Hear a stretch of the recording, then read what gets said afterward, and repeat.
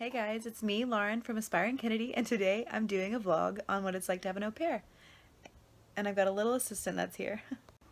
Thanks for all the questions you've sent in. They're great. I'm excited that so many of you are interested in having an au pair and curious about what the process is like.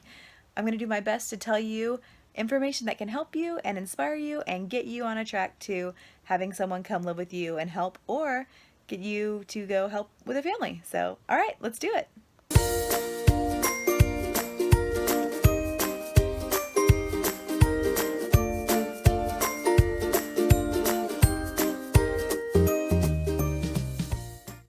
First thing I can tell you is this is based off of personal experience. So I can't speak for every au pair or every situation because every family is so different and every au pair would be so different. But from the community that we're in and our own experience, this is kind of the general idea of how it works. So far, we think it's very positive. We're on our third and no complaints here. It's definitely not for everyone, but for us, it's exactly what we need.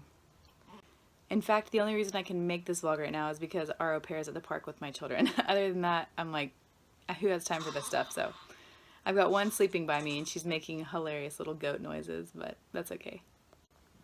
All right, let me just do a basic summary of what an au pair is. An au pair is someone who is typically a young adult, so not like young adult as in 13, but young adult as in recent college graduate or someone taking a gap year, or someone that's just finished school and hasn't started a permanent job.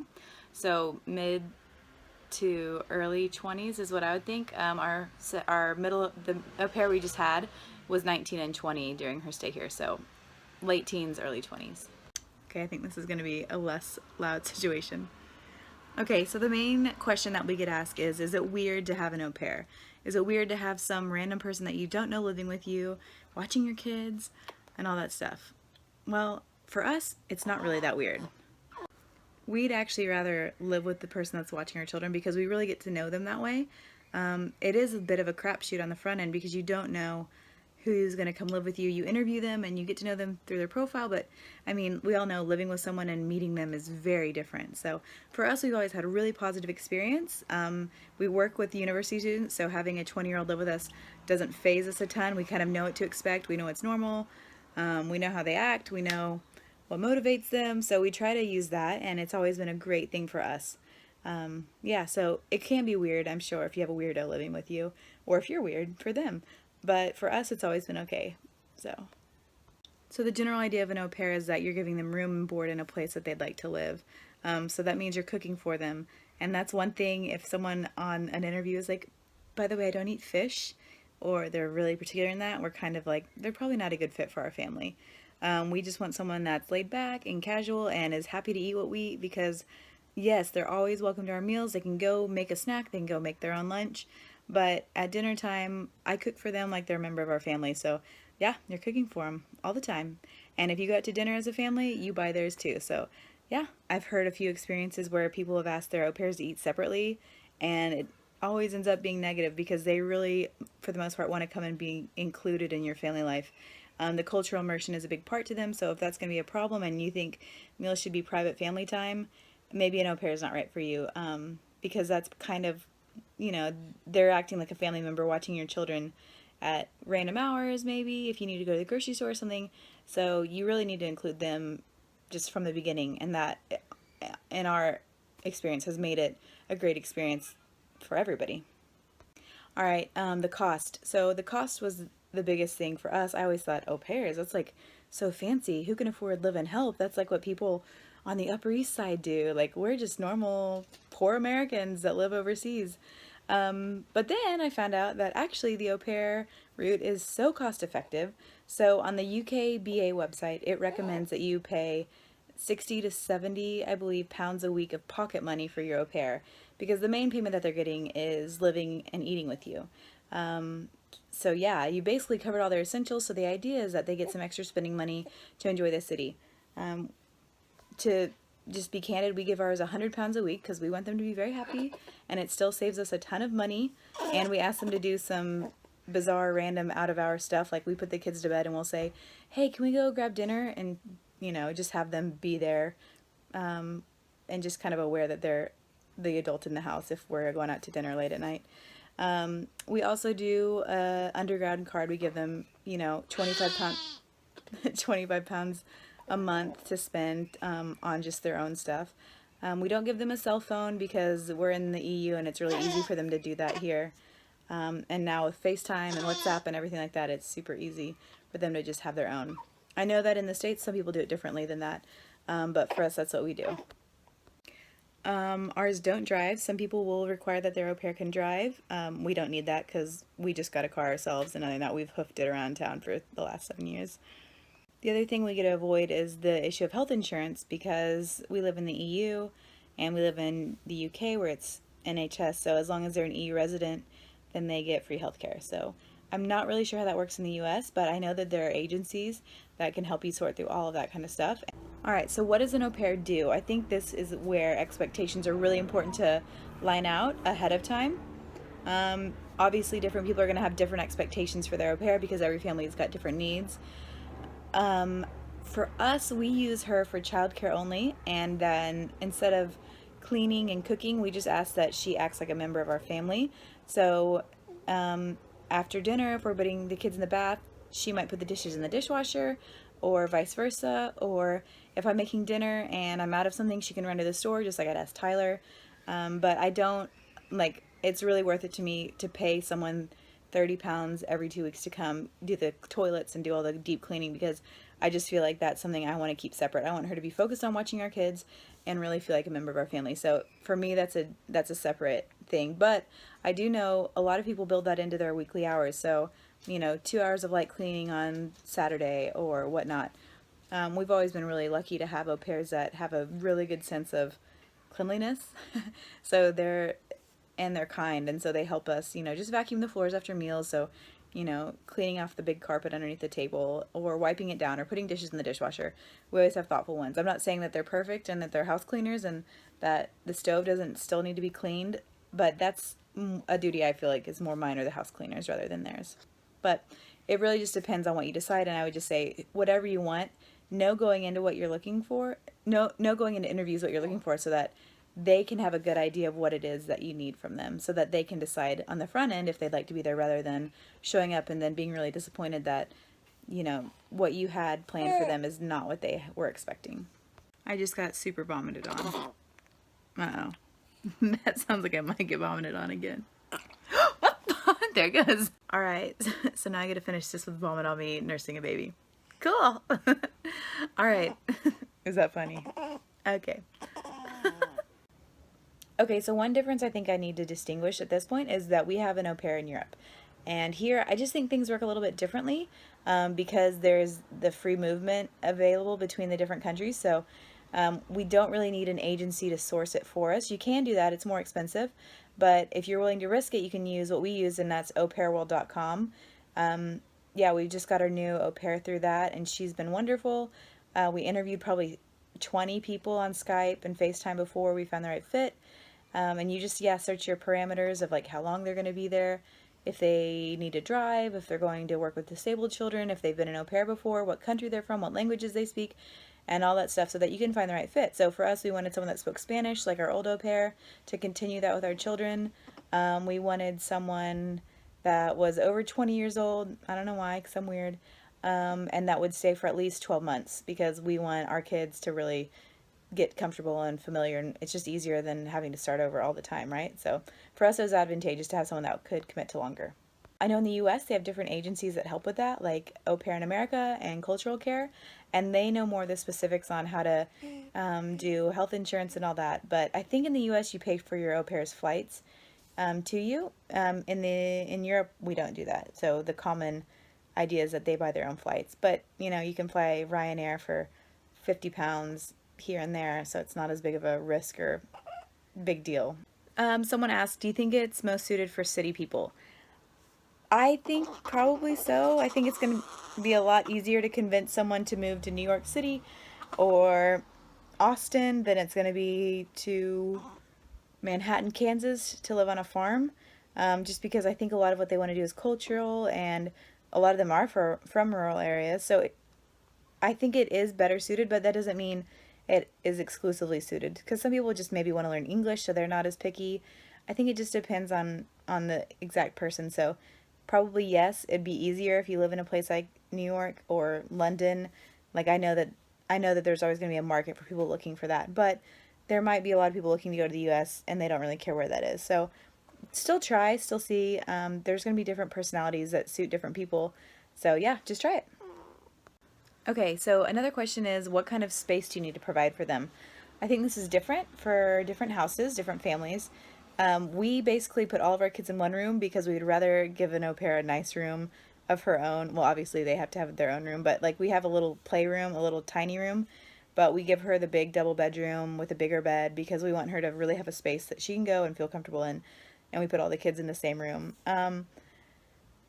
I think you can just be honest with people up front and say, look, we've got a single room. It's a tiny bed, but it's private and you have, shared bathroom facilities. Just be honest with what you've got. And if they want to do it, they can do it. But yeah, you don't have to have that. I think the only thing they need is a room. Ours does not have a private bathroom. She shares with the kids, which is kind of private because they're so little that they are in it for like 10 minutes of the day.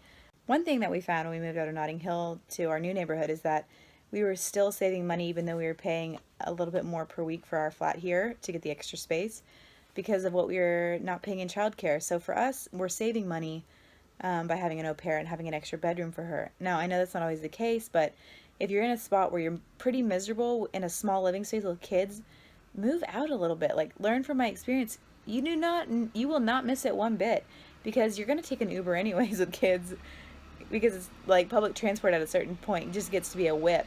So move out, give yourself some space, and give yourself some freedom to go out with your husband at night when you have an au pair. It's so much more worth it, I promise you. Move out, get the extra bedroom, and somehow if you really need childcare for a job or something, for us, the cost totally worked out for us, and we have never been so happy. My friend Mary Beth wrote a hilarious question. She says, where'd it go? Does it take the spice out of the romance between you and your husband?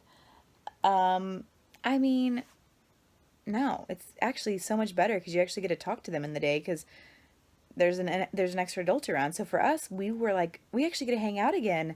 We love each other. I mean, you can't walk around your house naked, but like surely with, I don't know, older kids around, you're not doing that as much anyways. I don't know. But yeah, you're gonna have to keep your clothes on outside of your bedroom. But I would say you're gonna have a great relationship with your husband because you're not gonna be fighting over who changed the last diaper because there's another person in the mix to help out with those moments. So okay, so the next question is if you're looking for your children to learn another language, but you have an au pair coming that wants to speak English, how does that all work?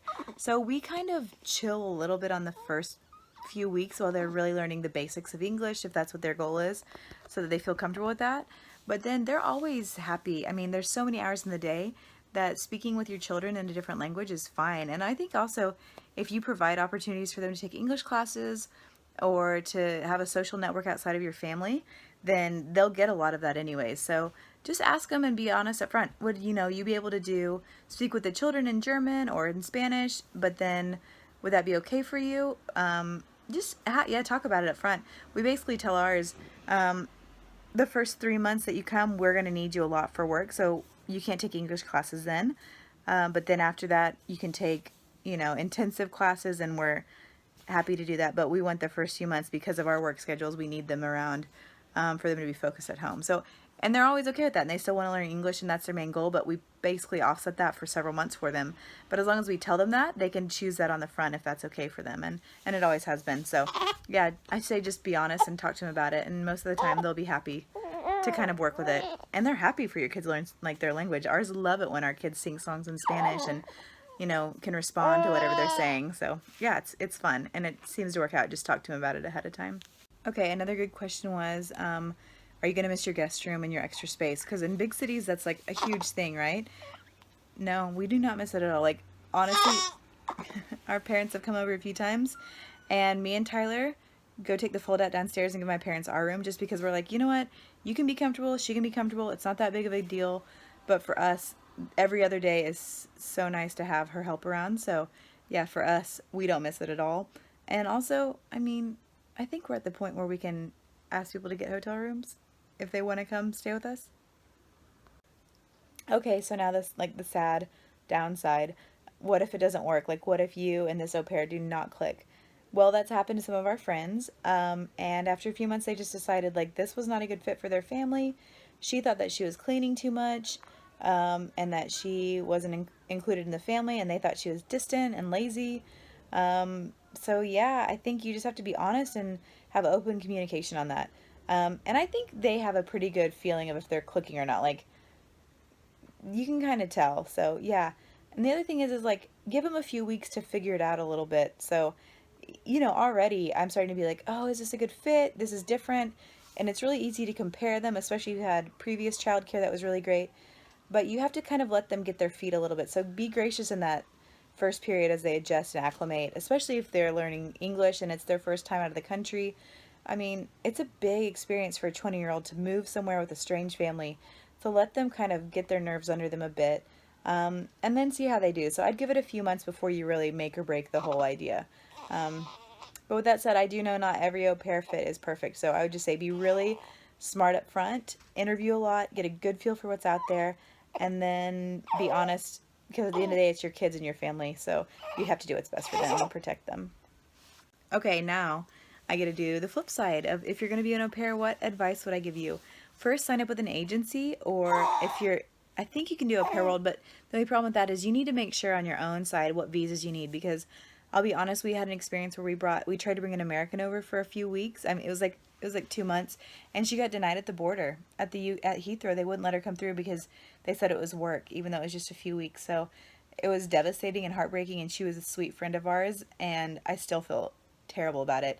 So please protect yourself. Know that if you do aupairworld.com, that is going to fall on you to figure out. So yeah, in the EU, it's almost impossible to come over here and work legally as an au pair. So it's just the truth.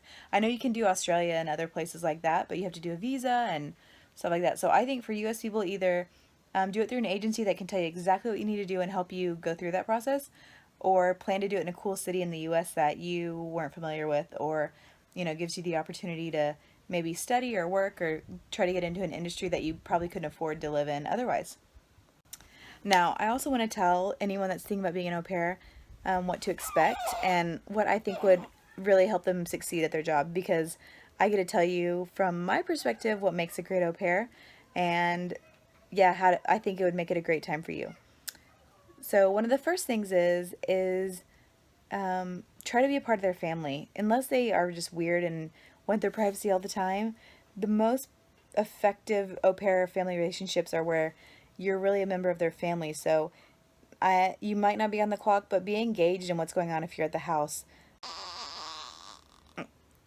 The next thing is don't be on your phone all the time. That is so lame.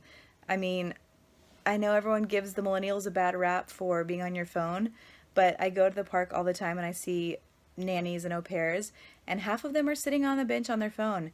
And it makes me want to vomit for the parents that think that their kids are being played with at the park. And yet, that person's on Instagram. And I'm on Instagram, guys. I get it. But you need to put your phone away if you're with someone's kid. It's your job. And even though it's a job that feels unglamorous and never ending, that's kind of the gig with parenting. You have to be engaged. And you're not a parent, but you are a childminder. So put your phone away, okay? Unless you're taking pictures to send the parents during the day of like, oh, look how cute your kid is. We're having such a great day at the park. That makes parents love you. The other thing is look for ways to be helpful. So just like, I mean, most of you that are looking to be au pairs are probably not married, but just like in a marriage, if you can find someone or a roommate that will just tidy a little bit up or clean up the bathroom after you get the kids out of the bathtub or just helps in moments when your hands are full, those are the people that make you love them and are so helpful. So our last au pair, Camino, every night we'd take the kids up to get in the bath after dinner, and every night she would just load the dishwasher with dinner, the dishes from the dinner table. And I have to tell you, I love her so much for that. Like, that was just so thoughtful, and it took her 10 minutes, but it made our night so much easier to put the kids in the bath, get them in bed, and then we were done for the night. So little acts of kindness go a big way. All right, my last thing is explore the city, but know like you're there for their family, and if you give your time to them, I promise you, they will take good care of you, and you'll get a great experience where you're gonna be. So yeah, I think it always makes us nervous if someone shows up and they just want to be gone every night and they want to be out late and everything like that. Like I know different people have different expectations, but for us, we want someone that wants to be a part of our family and that's not secondary for them being there. So, but then after we get comfortable, we have things to do. They're gonna have a ton of free time, so don't be too nervous about that. Like, you'll get your free time, I'm pretty sure. But just make sure that the first few weeks and months, like, you're really around to get to know the family. And yeah, you'll have tons of time to explore and everything. So she just laughed. That was really cute. Also, just so you know, most of the time in your area, well, at least in London, I know, and in Paris, and in Australia, actually, they have Facebook pages for local au pairs so that they have a community to go to. So check that out if you're an au pair, or recommend that to your au pair if they're looking for a way to plug in so they're not lonely. Because, yeah, you'll love them, but you don't want them to be lonely and need you to be their only friend. So Vila's back from the park with our au pair. Do you like having au pairs? Yeah. You do? Is it really fun? Mm-hmm. Mm-hmm. I think Edie likes it too. And I think Harry really likes it too. Right? Yeah. What is the funnest thing an au pair does? That they play with me They play with you? and take me to places. That's true. It's so fun. What is the silliest part about having an au pair live with you? They are so funny. They're so funny. Where are our au pairs from? Spain.